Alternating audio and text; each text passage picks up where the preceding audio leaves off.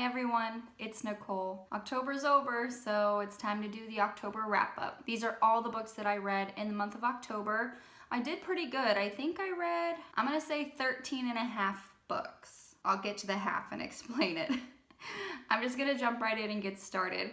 The first book I read for the month of October was The Girl on the Train by Paula Hawkins. I read this book because the movie was coming out and I have this insane desire to read the book before the movie comes out, because it's partly because I want to know what's going to happen, and also I kind of want to read, I want to know where the story came from. I want to know how it was originally thought out before it was mangled by screenplay writers and producers and directors. I thought it was pretty good. It wasn't too difficult to follow. It follows two separate timelines from three different perspectives. It's all labeled on the chapter heading, so it's not that confusing. At parts it did drag on, but other than that it was suspenseful, and I was kind of shocked about who did it. The next books I read for October are the first 8 books of the Dark Hunter series.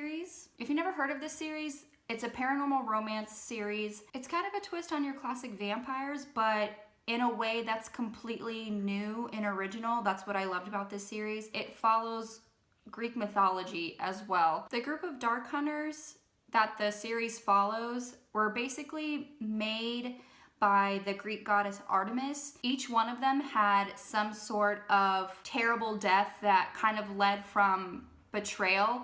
So what happens is their heart kind of cries out in angst of that betrayal, and that calls Artemis, the Greek goddess.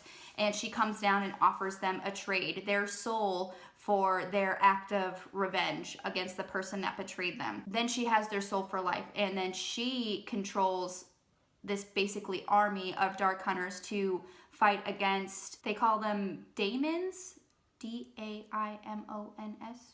I think that's how you pronounce it. I'm probably butchering all these titles. They basically drink from human beings, but instead of feeding on their blood and having that nourish them, they're actually siphoning out their souls, because they were cursed by the god Apollo to only live 27 years because of something you later find out, and that's kind of his revenge on this group. And the Dark Hunters are charged to save humanity and kill the daemons to release the soul before it dies. Most of the books in this series are going to be a reread for me.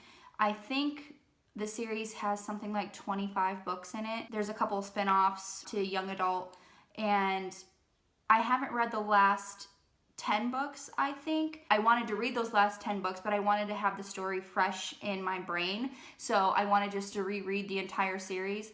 And this is my own personal challenge to read all of these books by the end of the year. I think I'm a little bit behind schedule just because I've been getting kind of stuck on fan fiction. I've been reading a lot of fan fiction lately. And by a lot, I mean just kind of one story that was kind of really long, which is the next book I read in October. It was Spuffy fan fiction. If you don't know what that is, it's Spike and Buffy from Buffy the Vampire Slayer. It was actually really good. I'm surprised on how much I love some of the fan fiction I come across, and I wish how the TV show went that way, because I absolutely love this couple. I wanted them to be together, and so I read the fan fiction that makes them together, and I love it. It was called Reveries and Ramifications by Mac324 on fanfiction.net. It was pretty long. It was 49 chapters long, so it took me about a day and a half to read it.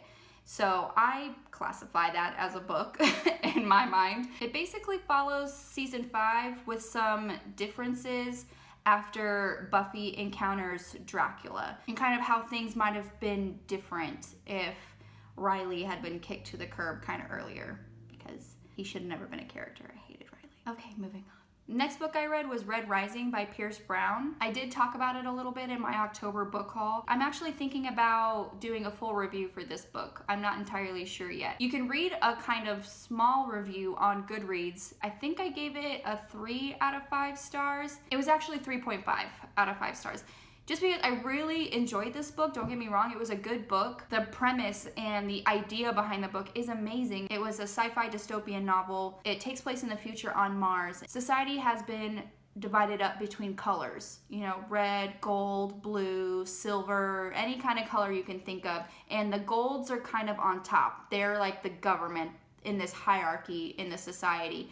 And the reds, they're called the reds because they are digging on Mars basically to release the hazardous gases that are potentially fatal to humans so we can colonize on Mars and potentially live there. The way the society is functioning is basically on lies because the reds are basically slaves and they don't know it. They are told that they are heroes, that they are making this planet livable for the humans that are still on Earth. That's kind of how they trick the reds into just continuing this work. The main character, his name is Darrow. He goes through a series of events where he finds out that this is all a lie because he actually sees that Mars is already inhabited by a lot of people, and they, as a colony, as the Reds, didn't know that. They're still down there just working away, and it's basically all for nothing because the populace is already on Mars living, so what they're doing is basically for nothing. So it kind of follows Darrow and his realization that the society he lives in is not a good one. Next one I read is Off to Be the Wizard by Scott Meyer. I did a full review on that, and the link is in the description below if you wanted to go ahead and watch that one. Next one I read in the month of October is Terrifying Tales, Stories of the Occult from Around the World. I've talked about this in a couple of videos, in the Spookathon video that I did and in the Halloween book tag video.